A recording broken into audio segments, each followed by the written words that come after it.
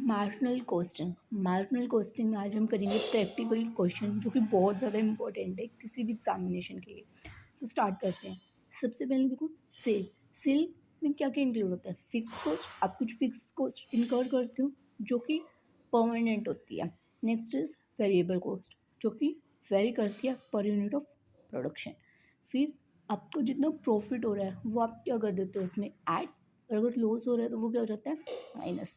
तुम्हारे पास स्टेटमेंट बन जाती है sale is equal to fix cost plus variable cost plus profit, और अगर लॉस हो रहा है तो उसको कर देते हैं माइनस। अगर मैं सेल में से वेरिएबल कॉस्ट को माइनस करती हूँ तो मेरे पास क्या आते हैं कॉन्ट्रीब्यूशन। ठीक है, एक और इक्वेशन हमारे पास बन जाती है sale minus variable cost is equal to, इस इक्वेशन को जस्ट अपने सॉल्व करना है, fix cost plus profit and loss. तो मेरे पास वैसे ही कॉन्ट्रीब्यूशन इज इक्वल टू हो जाएगा fix cost plus profit and loss. ठीक है, आई होप आपको समझ में आया होगा। नेक्स्ट है पीवी रेशो। पीवी रेशो में हम क्या देखते हैं कि सेल का कितना पोर्शन हमारे पास कंट्रीब्यूशन बन रहा है, यानी कि कितने सेल करने पे मेरे को कितना कंट्रीब्यूशन आ रहा है।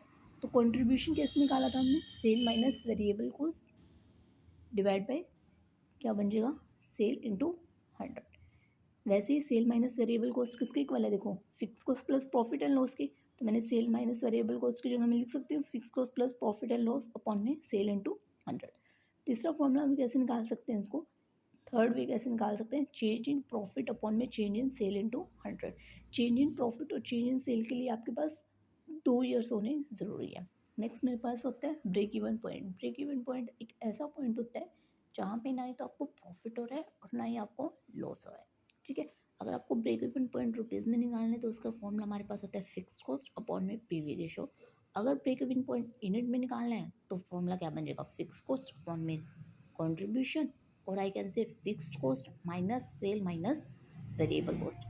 नेक्स्ट आपसे पूछा जाता है कि सेल एट डिजायर्ड प्रॉफिट, यानी कि अगर आपको 10,000 का प्रॉफिट कमाना है तो उसके लिए आपको कितनी यूनिट की सेल करनी है, कितनी यूनिट्स ऑफ गुड सोल्ड करनी है।